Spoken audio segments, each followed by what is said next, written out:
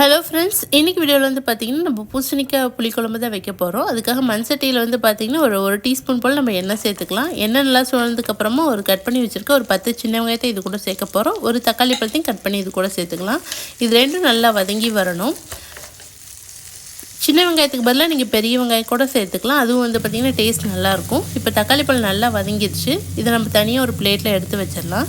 இப்போ அதே மண் சட்டியில் வந்து பார்த்திங்கன்னா நம்ம கொஞ்சமாக எண்ணெய் சேர்த்துட்டு ஒரு டீஸ்பூன் போல் கடுகு, ஒரு அரை டீஸ்பூன் போல் நம்ம வெந்தயம் சேர்த்துக்கலாம். இது ரெண்டும் நல்லா பொரிஞ்சு வந்ததுக்கப்புறமா நம்ம காரத்துக்காக ஒரு கொஞ்சமாக வந்து பார்த்திங்கன்னா வரமிளகாய் சேர்க்க போகிறோம். மிளகாத்தூள் நம்ம சேர்க்கறனால வரமிளகாய் வந்து கம்மியான அளவு மட்டும் சேர்த்தா போதும். இப்போ நம்ம கட் பண்ணி வச்சுருக்க பூசணிக்காயும் நம்ம இது கூட சேர்த்துக்கலாம். மஞ்சத்தூள் வந்து பார்த்திங்கன்னா தேவையான அளவு சேர்த்துட்டு இது எல்லாத்தையும் ஒன்றா நல்லா மிக்ஸ் பண்ணி விட்டுக்கலாம். நம்ம மசாலா அரைக்கிறதுக்குள்ளே வந்து பார்த்திங்கன்னா இந்த பூசணிக்காய் நல்லா வந்து வதங்கி வந்துடும். ஸோ அப்போ தான் வந்து பார்த்திங்கன்னா டேஸ்ட் நல்லாயிருக்கும்.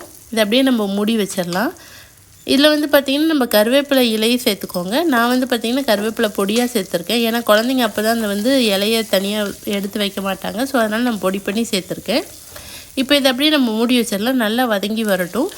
இதுக்குள்ளே வந்து பார்த்திங்கன்னா இந்த மசாலா வந்து நல்லா ஆறிடுச்சு. இப்போ நம்ம வந்து அதை அரைக்க போகிறோம். மசாலா அரைக்கும்போது கொஞ்சமாக வந்து பார்த்திங்கன்னா அதில் தேங்காய் சேர்த்துட்டு ஒரு கையளவு நம்ம துருவின தேங்காயும் சேர்த்து நல்லா அரைச்சி எடுத்துக்கலாம்.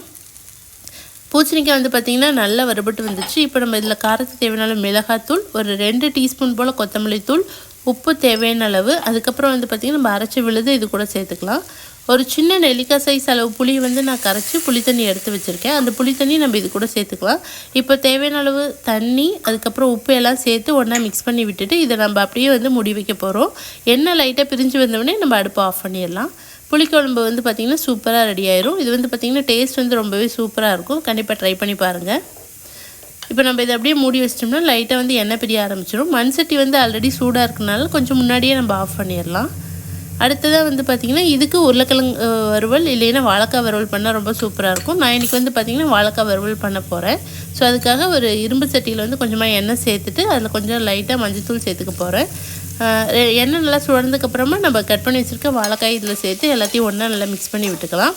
வாழைக்காய் வந்து பார்த்திங்கன்னா ஒரு 50% வந்து நல்லா வெந்துடணும். வெந்ததுக்கப்புறமா தான் நம்ம கொஞ்சம் உப்பு சேர்க்கும்போது வாழைக்காய் நல்லா வந்து பார்த்திங்கன்னா உதிரி உதிரியாக வரும். அதுவும் இல்லாமல் எண்ணெய் நல்லா காஞ்சதுக்கப்புறமா நம்ம வாழைக்காயாகட்டும் உருளைக்கிழங்காகட்டும் சேர்த்தோம்னா தான் அது வந்து பார்த்திங்கன்னா பாத்திரத்தில் ஒட்டாமல் நல்லா உதிரி உதிரியாக கிடைக்கும். இப்போ வாழைக்காய் வந்து பார்த்திங்கன்னா நல்லா வெந்துடுச்சு. வெந்ததுக்கப்புறமா நம்ம இடித்து வச்சுருக்க ஒரு 4-5 பல் பூண்டை இது கூட சேர்த்துக்கலாம். காரத்துக்கு தேவையான மிளகாத்தூள் சேர்த்து எல்லாத்தையும் ஒன்றா நல்லா மிக்ஸ் பண்ணி விட்டுக்கலாம்.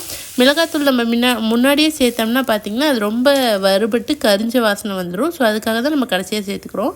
இப்போ சூப்பராக புளிக்குழம்பும் வறுவலும் ரெடி ஆயிடுச்சு.